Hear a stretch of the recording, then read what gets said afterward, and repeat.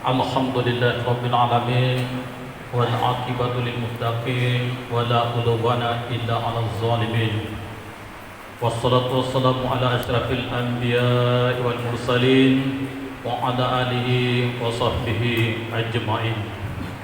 Bapak Ibu jamaah rahimakumullah, melalui jadwal pada malam hari ini uraian ceramah dengan tema menahan amarah akan kita dengarkan dari Bapak Ustaz Alham Rajab SPDI MPD. Dan hormat disilakan.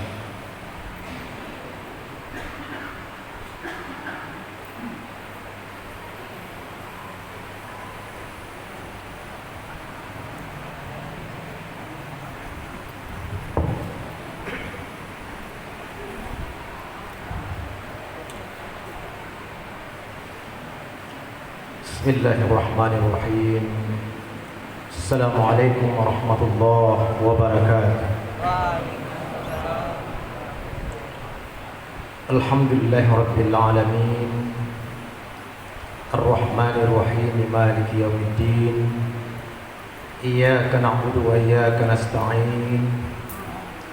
Ihdinas siratal mustaqim, siratal ladzina an'amta 'alaihim minan nabiyyin was-siddiqin wasyuhada'i was-shalihin ghairil maghdubi minal yahud waladdallin minan nasara amma ba'd. Faqad qala Allah subhanahu wa ta'ala fi kitabil karim wa huwa asdaqul qailin. A'udzu billahi minasy syaithanir rajim. Bismillahirrahmanirrahim. وسارعوا إلى مغفرة من ربكم وجنة عرضها السماوات والأرض أعدت للمتقين الذين ينفقون في السراء والضراء والكاظمين الغيظ والعافين عن الناس والله يحب المحسنين. صدق الله العظيم.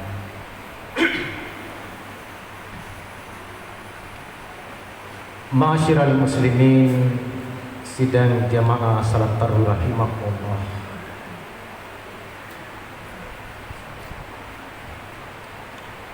Menurut Imam Al-Ghazali bahwa marah itu dibagi menjadi dua bagian. Yang pertama adalah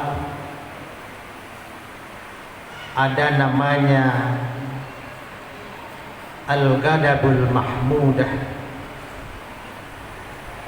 sedangkan yang kedua adalah al-ghadabus su.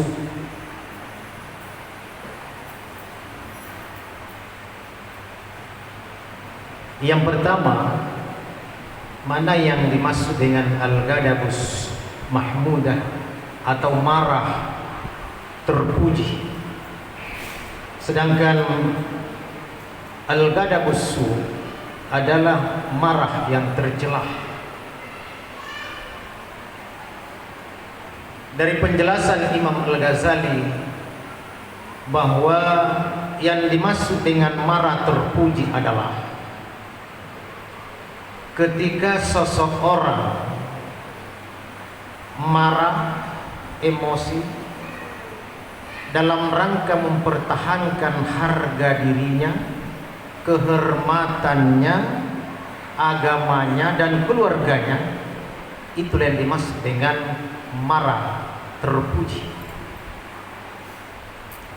Sedangkan marah yang kedua yang tidak diinginkan oleh ajaran agama kita adalah al-ghadabus su, yaitu marah yang tercela atau marah yang tidak baik. Mana yang dimaksud dengan marah yang tidak baik adalah marah yang dilakukan oleh seseorang hanya karena motivasi ingin balas dendam. Ketika ini yang terjadi, Bapak ikhwan muslimin, maka marah seperti ini adalah marah yang sangat dibenci oleh Allah Subhanahu wa ta'ala. Oleh karena itu, Bapak Ikhwanul Muslimin sidang jamaah rahimakumullah,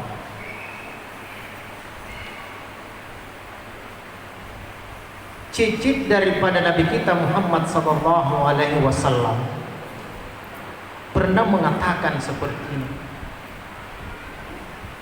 bahwa salah satu sentra, salah satu sumber kejahatan itu adalah tidak ada lain adalah marah. Oleh karena itu, kita sebagai umat Islam, marilah kita senantiasa mengendalikan dan memanage emosi kita, amarah kita kepada hal-hal yang diridhai oleh Allah Subhanahu wa taala. Karena ketika seseorang itu tidak mampu memanage, tidak mampu mengendalikan amarahnya, hawa nafsu, maka pasti orang itu akan terjebak pada kegiatan-kegiatan yang tidak terpuji. Persoalan al-ghadab ini atau amarah ini itu bukan hanya berdampak kepada hari kemudian, tapi juga berdampak kepada kemudian hari. Apa artinya? Bahwa karakter sifat amarah ini ketika ini muncul dalam pribadi kita sebagai umat manusia, sebagai umat Islam, maka inilah merupakan salah satu penyebab sehingga seorang hamba itu bisa dimurkai dan bisa disenangi dan dicintai oleh Allah Subhanahu wa taala. Tinggal bagaimana kita mampu memanage amarah ini. Itu kalau persoalan akhiratnya atau di kemudian hari. Tetapi amarah ini juga berdampak di kemudian hari. Maksudnya amarah ini bisa menimbulkan dampak yang luar biasa bagi kesehatan manusia. Sehingga dalam salah satu riset dan penelitian yang dilakukan oleh Universitas North California, dalam salah satu penelitiannya mengatakan bahwa orang yang senantiasa punya temperamen, punya sifat emosional, maka resiko untuk mendapatkan serangan jantung itu terbuka lebar. Oleh karena itu, efek daripada marah ini itu luar biasa pengaruhnya kepada aspek kesehatan manusia. Oleh karena itu, Bapak Ikhwan Muslimin sidang jamaah rahimakumullah, tidak salah kalau ada seorang lelaki atau ada seorang pemuda yang minta nasihat kepada Rasulullah SAW. Dia minta nasihat kepada Rasulullah SAW, bagaimana anak muda ini diberikan nasihat oleh Rasulullah yang sangat simpel, tapi punya manfaat yang luar biasa, baik kepada akhirat maupun kepada persoalan ukhrawi. Lalu kemudian Rasulullah SAW memberikan nasihat, petunjuk kepada pemuda ini. Itu sangat simpel. Kalau Anda ingin dekat dengan surga dan kalau Anda terjauh dari api neraka, maka satu-satunya kunci untuk Anda lakukan tidak ada lain adalah la taghdab, jangan marah dan jangan marah. Inilah salah satu nasihat yang diberikan Rasulullah SAW kepada pemuda ini, agar senantiasa mengendalikan hawa nafsunya ketika sudah pantas dia marah. Bapak Ikhwan Muslimin sidang jamaah rahimakumullah, kaitannya dengan menahan amarah ini ada satu kisah yang sangat inspiratif, yang sangat bermanfaat kepada kita.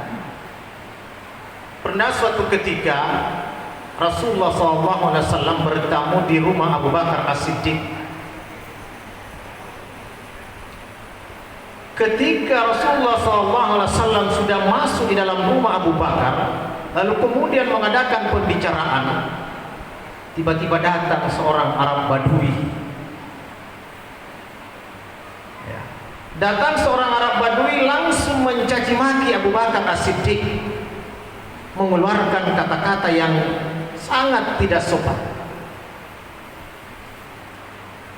Tapi apa tindakan Abu Bakar? Ketika Arab Badui ini mencaci memaki Abu Bakar As-Siddiq, apakah Abu Bakar membalasnya? Abu Bakar diam tanpa mengeluarkan kata-kata. Lalu kemudian Rasulullah SAW setelah melihat peristiwa ini, melihat kejadian ini, Rasulullah SAW tersenyum. Lalu kemudian pada kedua kalinya Arab Badui ini kembali mencaci dan memaki Abu Bakar As-Siddiq dengan kata-kata yang sangat kasar. Lalu kemudian Abu Bakar As-Siddiq pun diam tanpa menghiraukan dan membalasnya. Maka pada saat itu juga Rasulullah SAW tersenyum.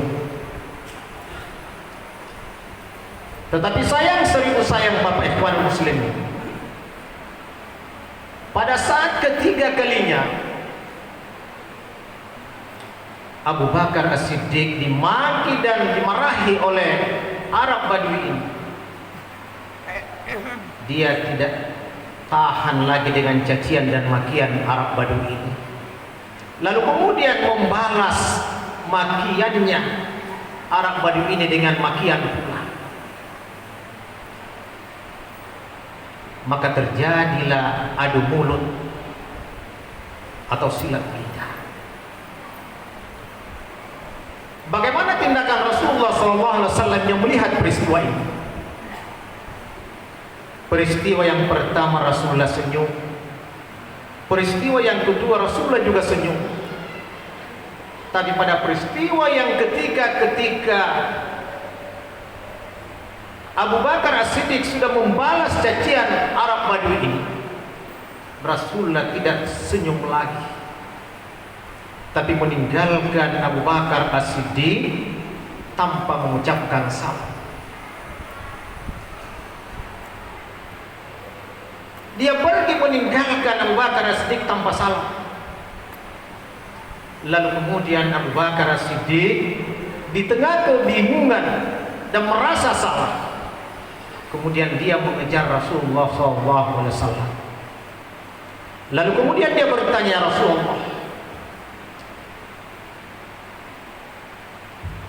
kenapa engkau tinggalkan saya di tengah kesalahan dan kebingungan?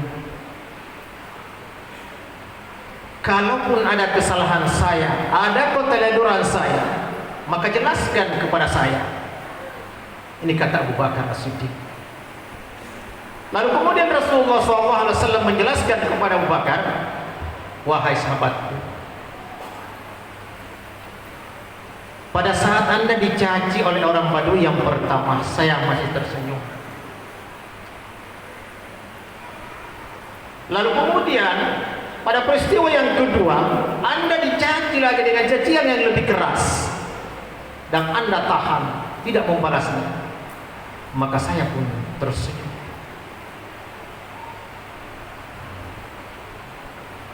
Kenapa saya tersenyum peristiwa awal dan peristiwa yang kedua?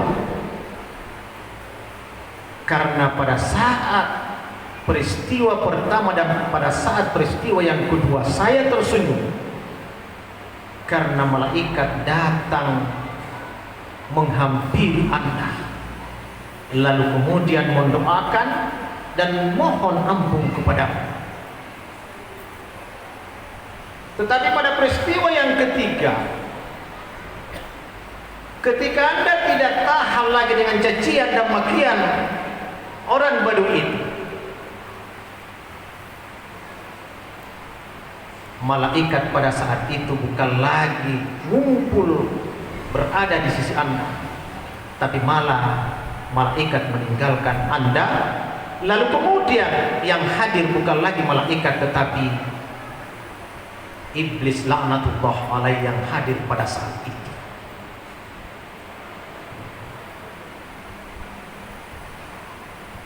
Bapak Ibu muslimin sidang jamaah rahimah,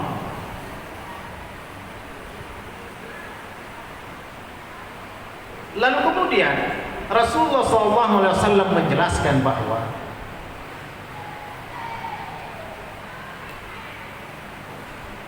amarah itu atau menahan amarah itu adalah merupakan kemuliaan yang terselubung, wahai sahabat. Tapi sayang, seribu sayang, Anda tidak mampu melakukan hal itu, sehingga saya tidak mau berdekat, saya tidak mau menghampiri Anda, karena Anda pada saat itu sudah mulai temperamen dan sudah mulai emosional. Dari kisah ini Bapak Ibu muslimin, dapat kita mengambil pelajaran di dalamnya bahwa marah itu adalah sifat alamiah manusia. Tetapi jika sifat marah ini tidak mampu kita kendalikan, maka bisa menggiring kita kepada hal-hal yang sangat dibenci oleh Allah Subhanahu wa Ta'ala. Oleh karena itu, di momen bulan suci Ramadan ini, di mana inti daripada puasa itu adalah mengendalikan diri, bagaimana kita mampu mengendalikan hawa nafsu, amarah kita, dalam rangka bagaimana menjaga kemurnian daripada ibadah puasa Ramadan yang kita lakukan selama 1 bulan. Saya kira inilah pesan-pesan singkat yang dapat sampaikan pada kesempatan ini. Mudah-mudahan bisa membuka hati kita dan sekaligus bagaimana kita mengaplikasikan dalam kehidupan kita sehari-hari, sehingga kita bisa menjadi hamba-hamba pilihan Allah Subhanahu wa Ta'ala. Shadaqallahul azim. Assalamualaikum warahmatullahi wabarakatuh.